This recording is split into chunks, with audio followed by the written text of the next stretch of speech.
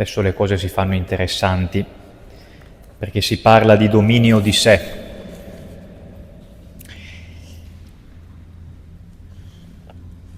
Prima padre Marco partiva dal suo titolo, no? Plasmati da Cristo, ma c'è un titolo a questo nostro incontro, a questo nostro convenire, che racchiude un po' tutto, che è questa cattedrale nel cuore che dobbiamo edificare. E che cos'è una cattedrale?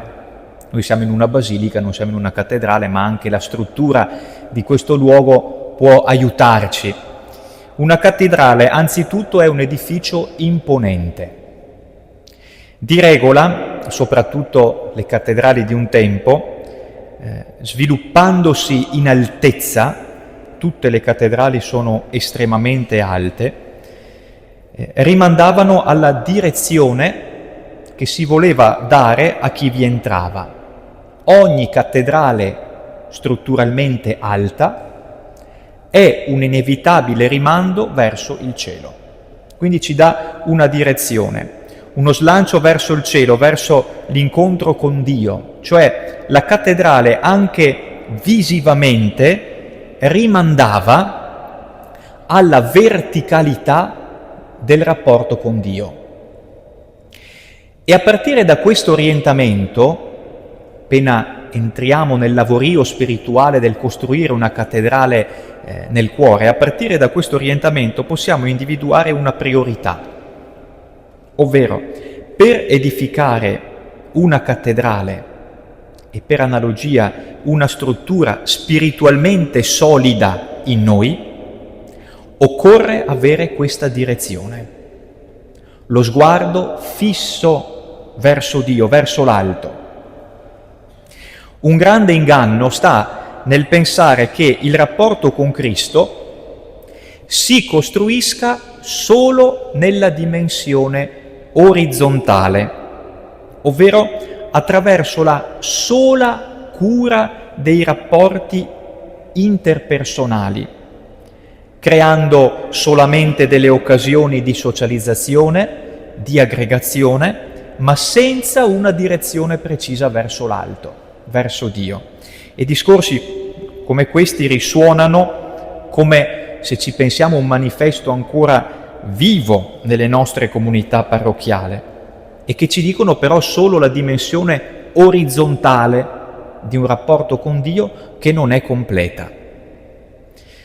Ma se noi dimentichiamo il pilastro, che è la dimensione verticale, ovvero il rapporto tra noi e Dio, difficilmente riusciamo a comprendere il significato della dimensione orizzontale. Per capire profondamente questo discorso che vi sto facendo in maniera molto semplice e concreta, è necessario che voi facciate uno sforzo non tanto difficile, vista l'accumularsi di interventi, che è quello di pensare ad una croce.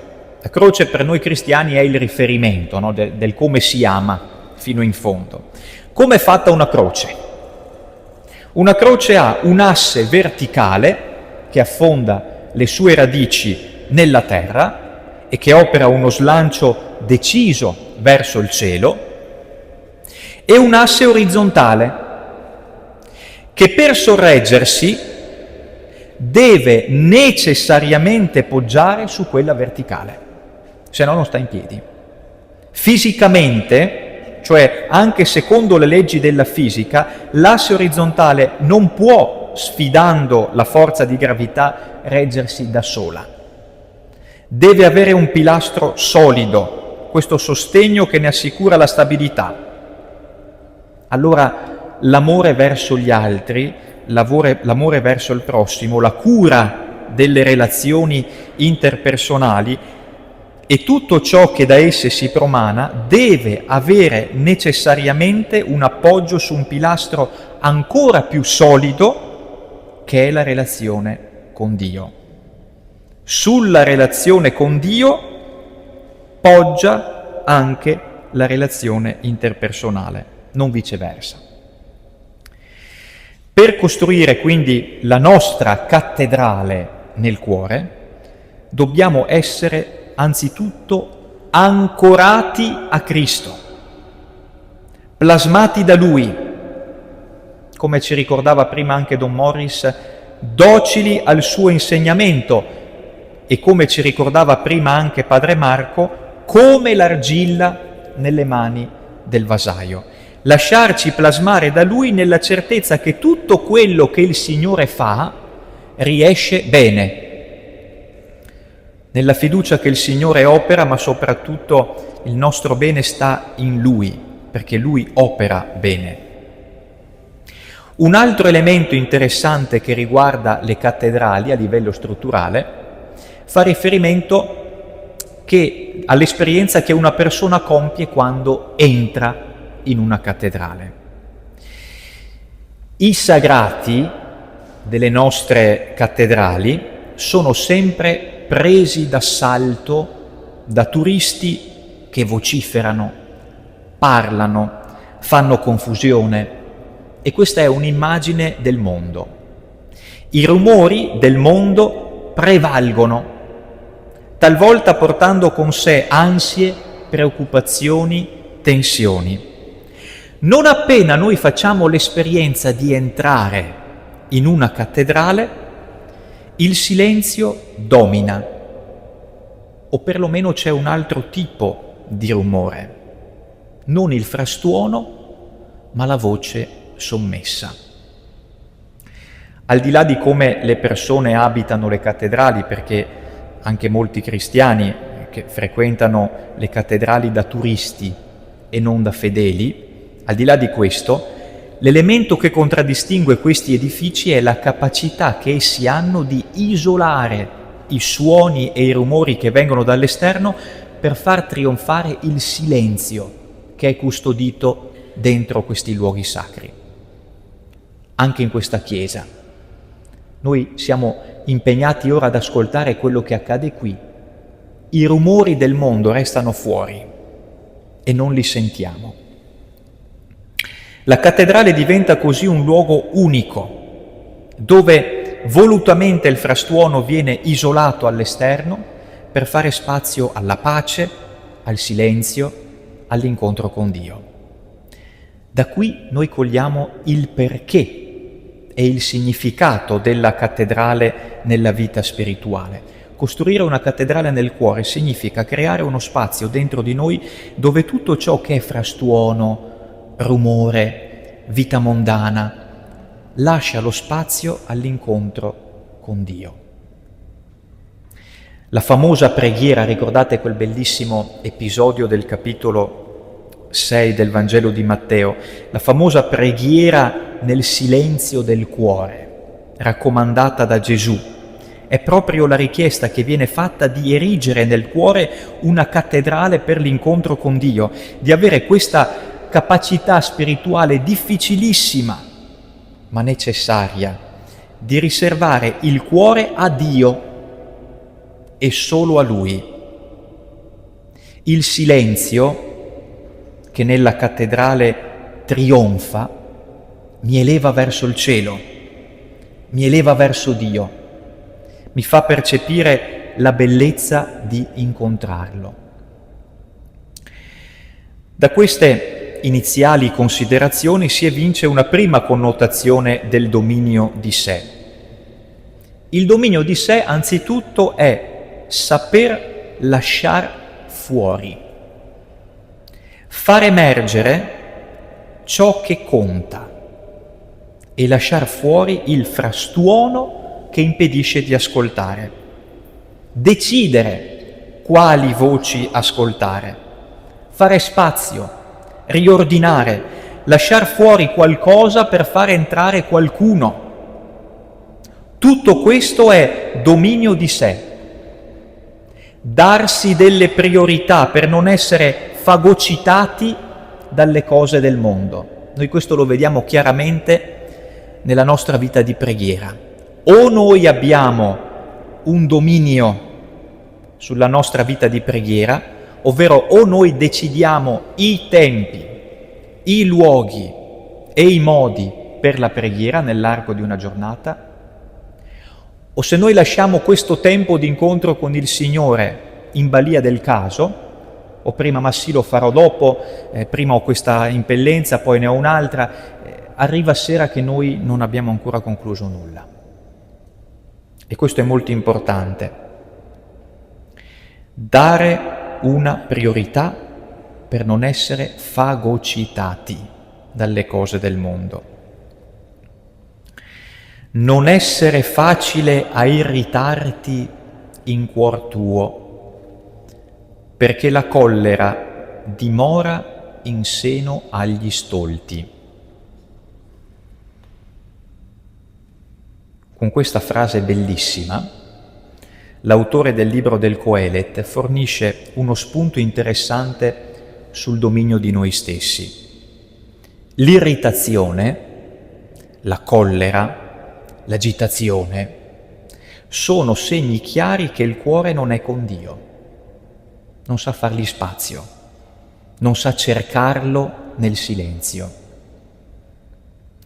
Dice Gesù: beati i miti, perché avranno in eredità la terra. Questa frase Gesù la dice all'inizio del discorso della montagna, nelle Beatitudini, e così parla dei miti, dei mansueti, cioè i miti, contrariamente a coloro che si agitano, sono sereni. E quanta rabbia ci fanno i miti!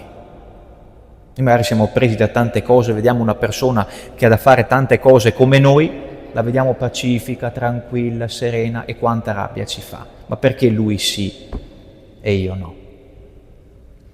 Don Dolindo Ruotolo, nel suo commento a questa bellissima pagina evangelica legata ai miti che erediteranno la terra, dice così: si crede che sia un segno di forza l'adirarsi, mentre è un segno di estrema debolezza. Si rifugge dalla stessa placida rassegnazione nei dolori della vita, quasi fosse un segno di estrema inettitudine, mentre è segno di placido dominio sugli eventi umani. È così che la vita è amareggiata e diventa praticamente un inferno, sia nelle relazioni familiari sia in quelle sociali. Forse è proprio una delle sofferenze maggiori stare a contatto con caratteri puntigliosi e impossibili. Come non c'è gioia che più dilati il cuore quanto il poter trattare con una persona di dolci maniere. Beati i mansueti, perché possederanno la terra. La possederanno, dice Don Dolindo, dominando i cuori con la bontà. La possederanno rassegnandosi ai voleri di Dio con la pazienza. La possederanno perché ne sentiranno meno il disagio. E possederanno al termine della vita anche la vera terra promessa, cioè il paradiso, frutto di pazienza, di perdono e di carità. San Paolo, nella lettera ai Galati, arriva a parlare esplicitamente del dominio di sé all'interno del lungo elenco, lo ricordate, dei frutti dello Spirito Santo. Il capitolo 5 della lettera ai Galati è l'epilogo di una questione che attraversa tutto lo scritto paolino legato ad una situazione ecclesiale nella quale si sono introdotti alcuni giudeo-cristiani che ribadiscono la necessità della circoncisione e dell'osservanza della legge mosaica anche per i cristiani che venivano dal paganesimo.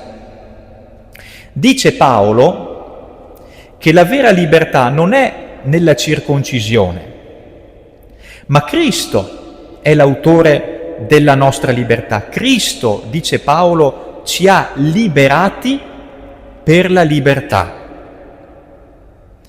Come si concretizza la libertà per il cristiano? Si concretizza nella carità. L'amore che Cristo ci ha insegnato, ponendosi a modello da seguire, è il nostro riferimento per essere uomini e donne liberi.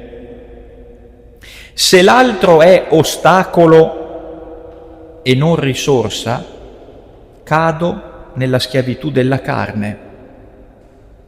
Ed ecco la via strategica di San Paolo. Non camminate secondo la carne, ma secondo lo Spirito. Su questo riferimento noi capiamo molto bene il discorso che vi facevo all'inizio. Cioè, se le mie relazioni, dimensione orizzontale, non sono sostenuti dalla relazione, quella tra me e Dio, cade il palco. E noi non siamo in grado di essere persone capaci di amare. La differenza sostanziale tra la via della carne e quella dello spirito risiede in ciò che queste due strade producono. La carne opere, lo spirito frutti. La carne produce un artefatto umano, lo spirito produce qualcosa che è il risultato di un processo. L'opera tendenzialmente racconta di un prodotto umano che risponde agli impulsi, al soddisfacimento immediato delle voglie e dei nostri desideri. Il frutto dice di un processo. Sulla pianta, il frutto, prima di arrivare a maturazione, deve necessariamente rispettare un processo, mediante il quale cresce, acquisisce sapore e consistenza e quindi diventa buono da mangiare. E questa è un'immagine bellissima della vita secondo lo Spirito. Fondati in Cristo cresciamo, maturiamo e quindi acquisiamo sapore e consistenza. Il dominio di sé è l'ultimo di questo elenco di frutti. Se voi passate Galati 5,22 è l'ultimo della lista, il dominio di sé. Guardando al complesso di questo elenco ci verrebbe da dire che è come se fossimo all'interno di un vortice. Si parte dall'amore, la carità che, come dice Paolo, tutto comprende, e ci si inabissa passando dalla gioia, dalla pace, fino alla magnanimità, la benevolenza, la bontà, la fedeltà, la mitezza, fino a giungere alla fine del percorso al dominio di sé. Ma se ci pensiamo, questo dominio di sé è l'ultimo dell'elenco, ma è il primo da sviluppare per raggiungere gli altri. Io saprò amare totalmente se mi saprò totalmente dominare, cioè se mi conoscerò fino in fondo. In un suo intervento, Don Fabio Rosini, che penso conosciamo tutti quanti e che avremo la gioia di ascoltare fra qualche mese a Roma, in una sua catechesi, parlando del dominio di sé, ha fatto un esempio molto interessante che mi è sempre rimasto impresso. Sapete che Don Fabio ha questa virtù molto bella, che è quella di usare degli esempi concretissimi della vita di tutti i giorni, ma per donare delle immagini molto grandi nella vita spirituale. Dice, quando una persona si vuole comprare una macchina, quindi quando va dal concessionario e comincia a guardarsi intorno sui vari modelli, guarda tante cose della macchina in genere, guarda i consumi, guarda la bellezza, se esteticamente è anche una macchina bella, guarda le prestazioni, i vari option, no? Quindi se ha questa cosa piuttosto che un'altra. Ma dice Don Fabio, uno è un po' stolto se non controlla anche i sistemi di sicurezza. Ad esempio, una macchina ha bisogno di freni. È curioso, i freni sono una negazione del concetto essenziale di automobile. Un'automobile serve per andare, il freno serve per fermarsi. Eppure non puoi andare se non ti sai fermare. Chi compra una macchina senza freni evidentemente ha qualche problema, perché va avanti, ma va sicuramente avanti verso il prossimo incidente che gli potrà capitare. Cioè, vivere senza freni vuol dire di fatto porre le basi di un incidente, nell'andare a sbattere contro le cose della vita che ci possono capitare. La libertà, così come la intende Paolo, non è fare quello che si vuole, essere senza freni, essere a briglie sciolte. La libertà non è non avere limiti, ma conoscerli e agire di conseguenza. Sempre ritornando alla struttura delle nostre cattedrali che ha aperto questa riflessione, il limite, in latino limen, indica l'idea di un passaggio necessario. Nelle cattedrali il limen era la soglia di distinzione tra il mondo profano, che rimane fuori, e quello spirituale che si trova dentro l'edificio. L'arte di comprendere il limite, il nostro limite, è decisiva per il dominio di sé. Perché nel significato di libertà troviamo, se noi guardiamo un comune vocabolario della lingua italiana, io qui ho guardato, se volete controllare anche voi, il Devoto Oli, se ce l'avete, ecco. Tra le varie possibilità di definizione di libertà c'è anche questa, la possibilità di autodeterminarsi e di scegliere i propri fini e comportamenti. Interessante. Nella definizione di libertà c'è scritto la capacità, la possibilità di autodeterminarsi. Sembra una contraddizione, eppure è così. Nella definizione di libertà troviamo questa parola, autodeterminarsi, che vuol dire capire il proprio termine, capire il proprio limite. È a partire da qui che meglio si capisce il dominio di sé, come arte spirituale che, ripeto, è frutto di un processo che sta a monte. Capisco chi sono io nella misura in cui mi conformo a Cristo come uomo perfetto a cui si ispira tutta la nostra umanità. Proviamo a pensare semplicemente ad una frase che riguarda i Vangeli della Passione e che vede protagonista Gesù in un colloquio intimo con Dio Padre. Uno dei tanti colloqui che vedono Gesù in intensa preghiera con Dio Padre e che diventano i momenti decisivi in alcuni episodi salienti della sua vita. L'ambientazione è l'Orto degli Ulivi. Ad un certo punto vediamo in Gesù quasi una lotta, un combattimento spirituale che fa emergere la sua vera umanità e la sua vera divinità. In un momento di intensa prova Gesù dice: Padre, allontana da me questo calice. Potremmo interpretarla così: Padre, non farmi soffrire. Fa che quello che deve accadere non accada.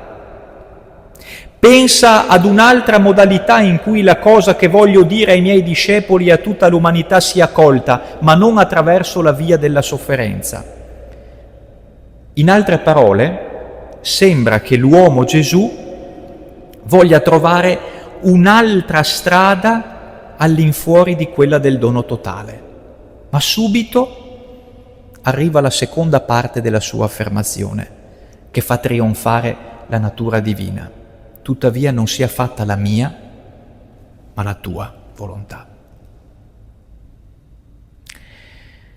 Padre Lagrange fa propria questa interpretazione di San Tommaso, che è anche la più immediata, e dice così: tale abbattimento, tale sudor di sangue, lo spavento davanti alle torture dell'anima e del corpo, la preghiera di allontanare il calice che aveva tanto desiderato di bere, la sua povera umanità, così simile alla nostra, non riuscirono a scandalizzare gli adoratori di Gesù, i quali vi scorsero soltanto un appello veemente al loro amore.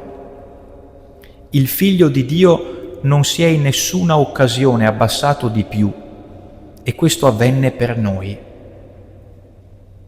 Quelli che non credono, se hanno cuore, non potrebbero essere insensibili a così viva espressione di un dolore umano.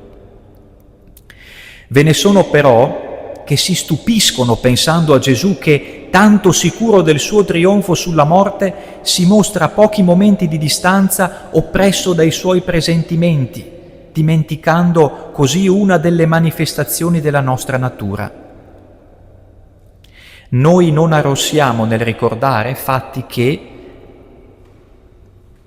qui ci è rivelata l'umanità di Gesù in tutto simile alla nostra, salvo il peccato, e dotata di una volontà umana che sente l'orrore delle sofferenze e di quali sofferenze.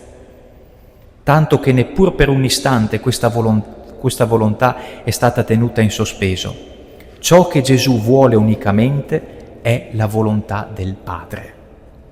Non ciò che io voglio, ma ciò che solamente vuoi tu. Questo è Padre Lagrange nella sua opera L'Evangelo di Gesù Cristo. Potremmo spaventarci di fronte a queste vette spirituali, potremmo cedere alla tentazione di non provarci nemmeno. Allora ci vengono in soccorso, e concludo, le parole del grande Columba Marmion, che nella sua opera Cristo, vita dell'anima, così dice: ogni atto di virtù reca una gioia immensa al cuore di Dio, perché è un fiore, è un frutto della grazia acquistata dai meriti di Gesù. Nessuna buona azione è dunque esclusa. Nessun sforzo, nessun lavoro, nessuna opera, nessuna rinunzia, nessuna sofferenza, nessuna pena, nessuna lacrima sfugge, se noi vogliamo, a questa salutare influenza della grazia e della carità. Oh, quanto è semplice e sublime la vita cristiana! Sublime perché è la vita stessa di Dio, uscita da Dio, venuta in mezzo a noi per mezzo della grazia di Cristo e terminante in Cristo. Semplice perché questa vita divina si innesta sulla vita umana, per quanto essa sia per se stessa bassa, umile, inferma, povera, ordinaria. Dio non ci domanda, per essere suoi figli, per divenire coeredi del figlio suo, di compiere molteplici atti eroici. Non ci domanda di attraversare i mari né di salire i cieli. No, il regno di Dio si trova in noi.